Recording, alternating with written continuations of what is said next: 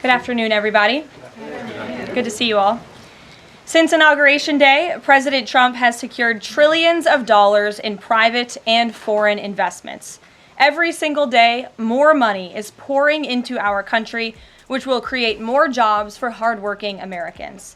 Today, Schneider Electric pledged to invest more than $700 million in the United States to boost American energy infrastructure and AI. On Monday, Hyundai announced a $20 billion investment in the United States, including $5.8 billion for a new steel plant in Louisiana, which will create nearly 1,500 high-paying jobs. President Trump is truly turning America back into a manufacturing superpower. Yesterday, President Trump marked National Medal of Honor Day by meeting with 21 of our nation's bravest heroes and incredible patriots who have been awarded the highest military honor. Beautiful picture. The president also signed a historic executive order to protect the integrity of American elections by strengthening voter citizenship verification and banning foreign nationals from interfering in U.S. elections. These are the common sense solutions that only Democrats could oppose. But voters deserve elections they can trust, and critical confidence is being restored thanks to President Trump's leadership. Later this afternoon in the East Room, President Trump will mark Women's History Month by honoring the exceptional women around our country, including the highly talented women in his administration and his cabinet.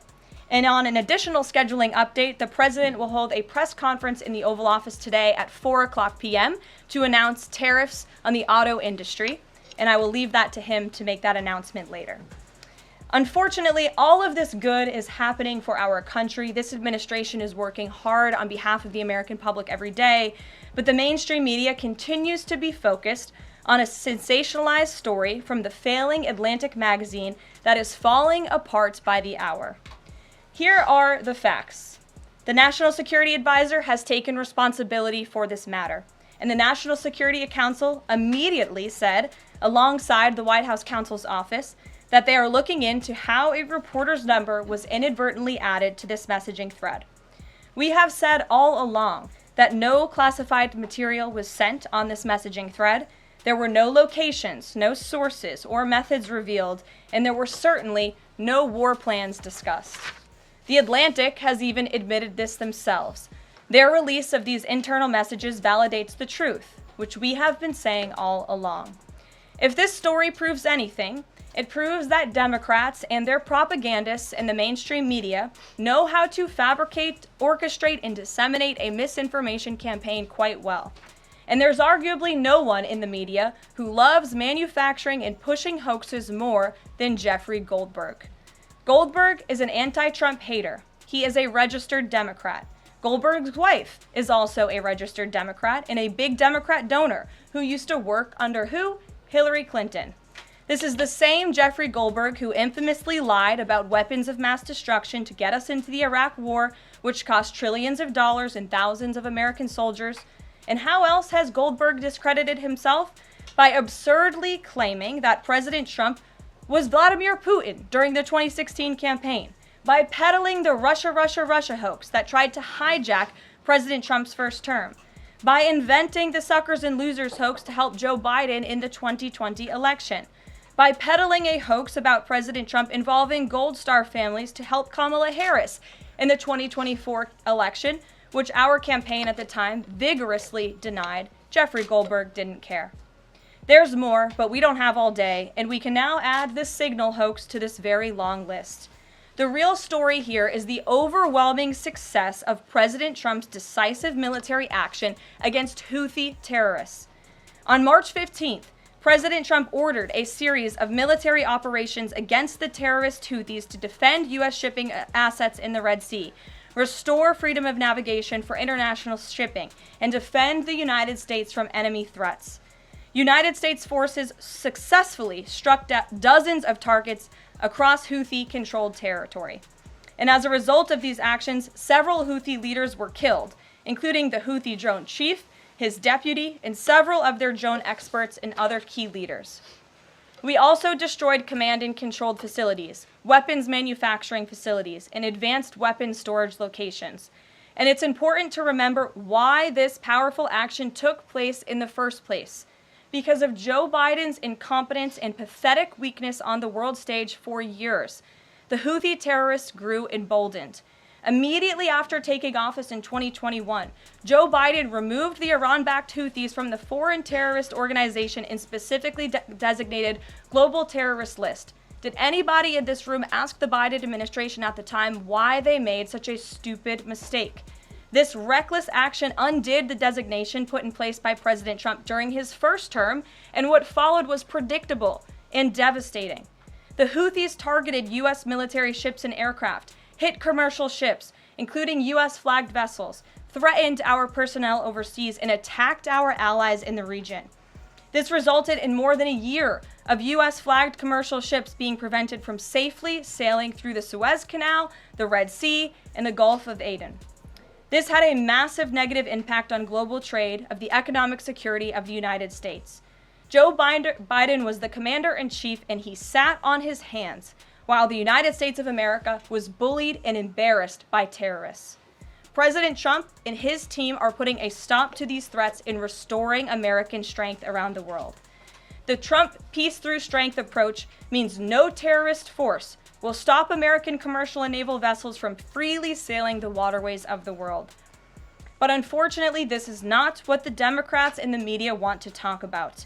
They are focused on a coordinated campaign to try and sow chaos in this White House. And this has been the most successful first 2 months of any administration ever, which is exactly why they are doing this. We are not going to bend in the face of this insincere outrage. And here's just one example of how bad faith the Democrats' criticisms are.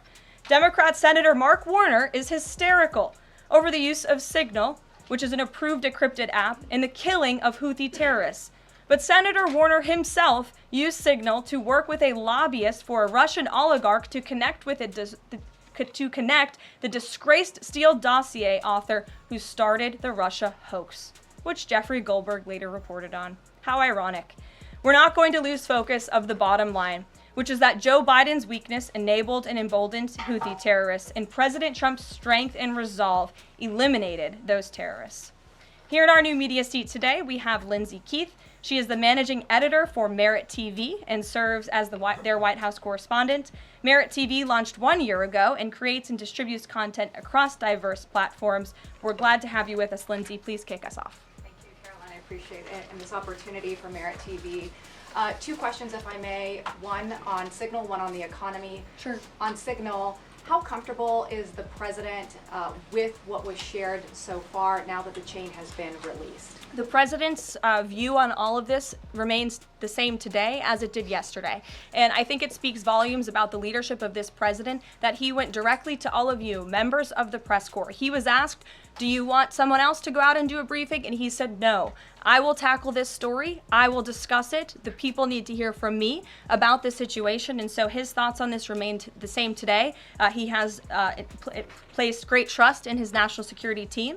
And as for the usage of Signal, as the president said yesterday, as the CIA director has testified under oath, this is an approved app. It's an encrypted app. The Department of Defense, the Department of State, the CIA has it loaded onto government phones because it is the most secure and efficient way to communicate. As for, again, the original situation in this messaging thread, the National Security Council, the White House counsel's office continues to look in to how this mistake, which the National Security Advisor has owned, occurred, and the president has ensured they are doing that. On the economy, consumer confidence hit a 4-year low this month. Can you help explain to the American people how tariffs will help them in the long run? Yeah, absolutely, and I'm grateful for the question. The American public will hear later this afternoon from the president directly on the topic of tariffs. And as you all know, April 2nd day, President Trump has proudly dubbed it Liberation Day for our country. What he means by that is it will be a day where the United States of America will no longer be ripped off by nations around this world. It will be a day where Americans finally see free and fair trade practices restored. We are no longer going to allow our allies, our competitors, and our adversaries to take advantage of American workers. And if you think about your hometown in the state that you grew up, Main Street looks a lot different today than it did many years ago. And President Trump wants to restore America as a manufacturing superpower around the globe. He wants products to be made right here in the our great country with great, hardworking American hands that will ultimately result in higher wages and more money in the pockets of the American people. And he's also, in addition to tariffs, also determined to pass tax cuts later this year, as he did successfully in his first term, to put even more money back into the pockets of hardworking Americans. Peter. Caroline, if I can ask you very quickly about the information we've seen, just to set the predicate to all this. Has the president been briefed and physically seen he's seen all the details of the chat as printed by the Atlantic? I just spoke to the president about it, yes. Okay. Then let me ask you, if I can, very quickly. In the chat, Pete Hegseth, the defense secretary, details F-18s, Tomahawks, so some of the weapons that were used. He details the timing involved for this, all of which occurred 31 minutes before, as he says, F-18s would launch. The DoD manual details classified information as significant military plans, saying that is secret, that's classified. So what about, there are no methods, there are no sources, but that's not what determines what's classified. So what is it about what Pete Hegseth wrote that makes you say this is not classified? Well, it's not just me saying that, Peter. It's the Secretary of Defense himself who is saying this as well. And he put out a very strong statement earlier today listing all of the things that were not included in that message that he sent to the group. And again, this message, there was no classified information transmitted. There were no war plans discussed.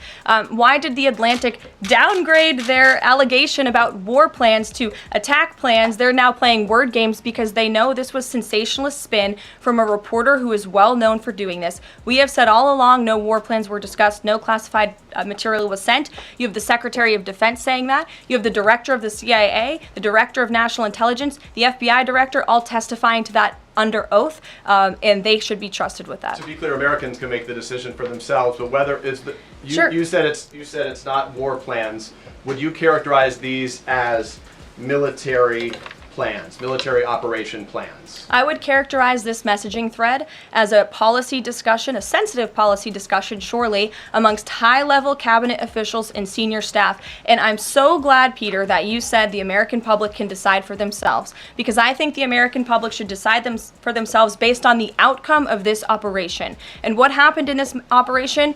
Terrorists that were allowed to run wild by the Biden administration were killed because of the direction and the determination of this president and his team. And this message also shows, this messaging thread also proved that President Trump has an incredibly dynamic team who is working incredibly hard, flying all over the world to secure world peace and to fix up the foreign policy crises that the previous administration left for this team to inherit. So to be clear, we all in this room